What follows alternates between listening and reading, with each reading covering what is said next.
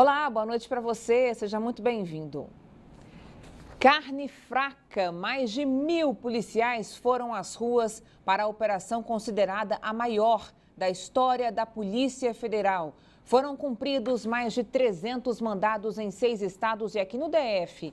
Em troca de propina, fiscais do Ministério da Agricultura, no Paraná, Goiás e Minas Gerais, liberavam carne estragada e vencida para a venda no comércio.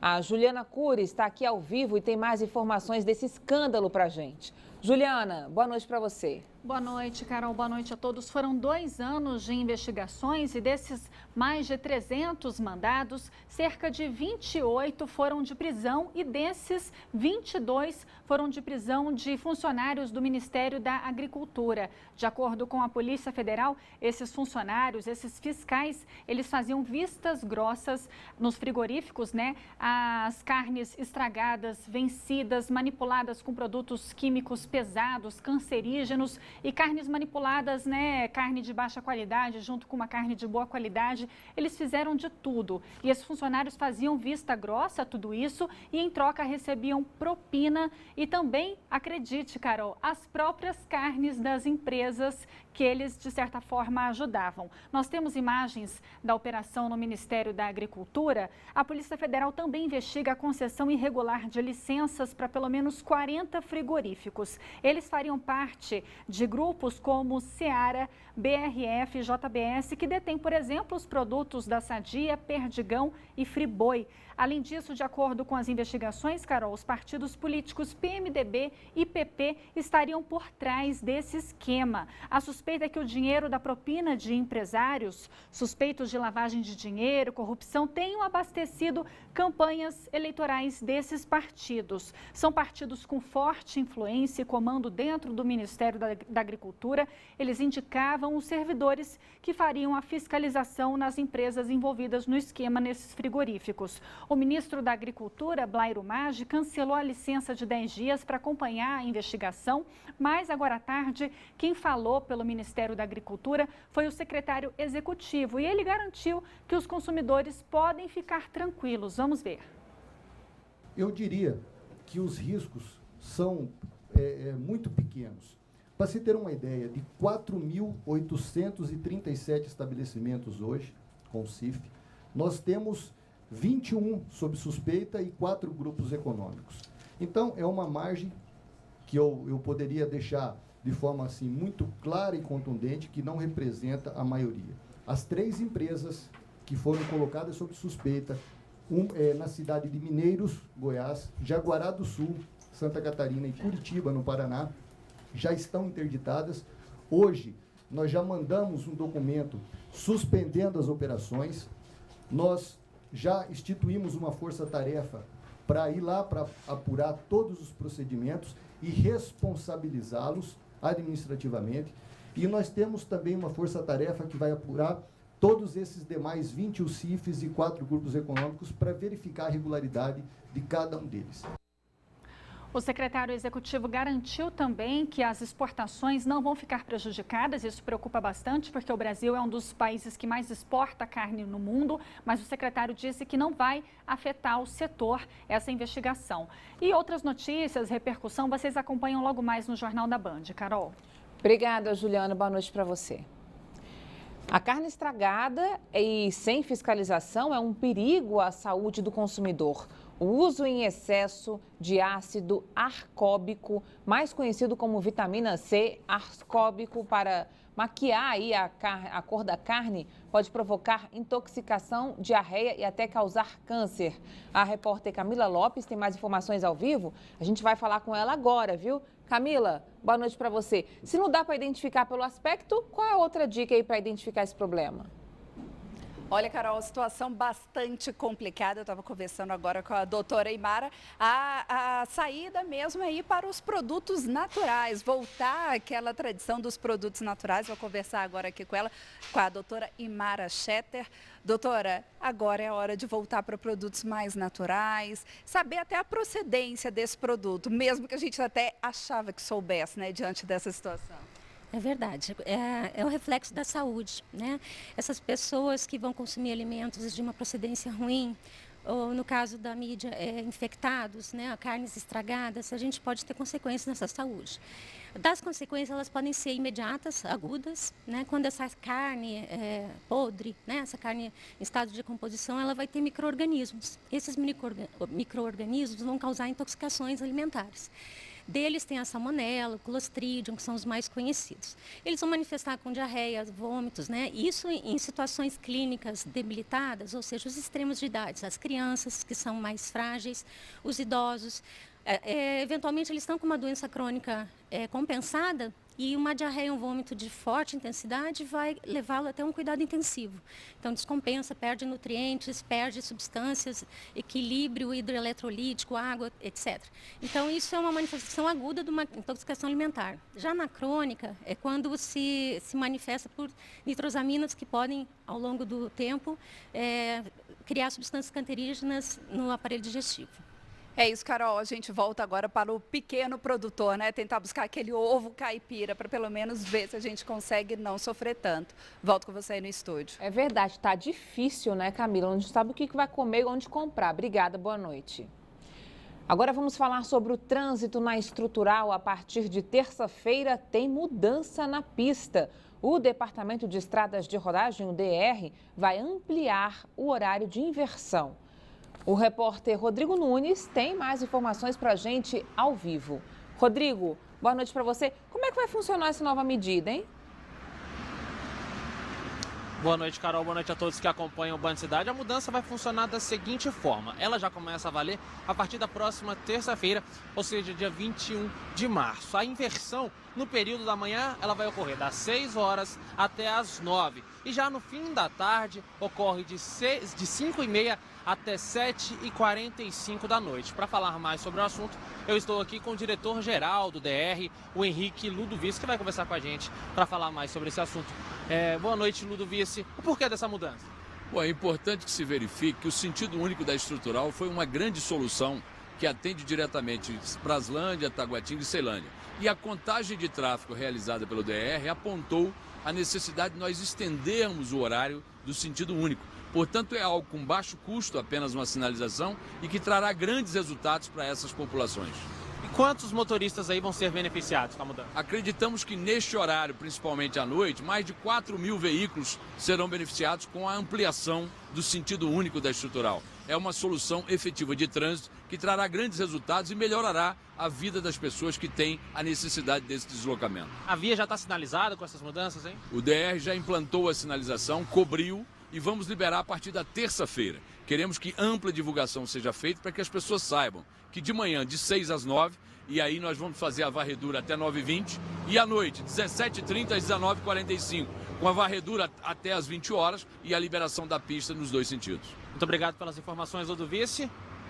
Voltamos aos estúdios do Band Cidade. Com você, Carol. Tá bom, obrigada, Rodrigo. 2 carros se envolveram em um acidente essa tarde na EPTG. Um dos motoristas derrubou um poste e capotou na pista. Veja. O acidente aconteceu por volta de meio-dia na EPTG. Um dos carros envolvidos capotou no canteiro central depois de bater em outro carro e ainda derrubar este poste. Ninguém ficou ferido. O condutor aparentemente não quis ser transportado, está estável, não está se queixando de nenhuma dor. E a vítima do outro carro também não, estão esperando só a perícia para resolver a situação. O motorista do outro carro explicou como o acidente aconteceu.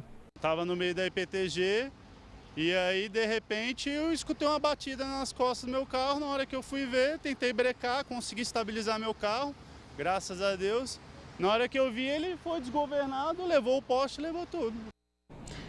Hoje tem sorteio de ingressos para você, telespectador da Band, hein? As cortesias são para assistir a comédia do G7, Manual de Sobrevivência ao Casamento, e ao show de axé do Parangolé na Bamboa.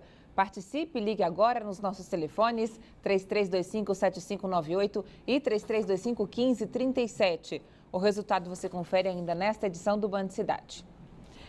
Profissão detetive. Aqueles investigadores de plantão que descobrem o que muita gente quer manter escondido ganharam um ânimo a mais para continuar a desvendar mistérios. Essa semana, o Senado aprovou um projeto que regulamenta o trabalho desses profissionais. Para valer, falta apenas a sanção do presidente Michel Temer. Nas ruas é fácil encontrar motivos para investigar a vida de alguém. Somente para fiscalizar as contas do governo. Para entender como é que funcionam nossos planos de telefonia, que eu não entendo como eles funcionam hoje em dia. A gente paga uma coisa, vem outra, paga mais caro. Contrataria para investigar meu marido. Pois é, saber o que o marido ou a mulher está fazendo ainda é o principal objeto de investigação de detetives particulares aqui no Distrito Federal. Que a gente mais trabalha, que é mais procurado, é caso de infidelidade conjugal, que a pessoa ainda tem mais chamamento, né, do nosso trabalho. Para esse trabalho, os profissionais têm contado cada vez mais com a tecnologia. A lupa, aquele símbolo da categoria, continua ali, só que agora ela ganhou alguns aliados, como câmeras, relógio para captar áudio e vídeo, uma infinidade de equipamentos.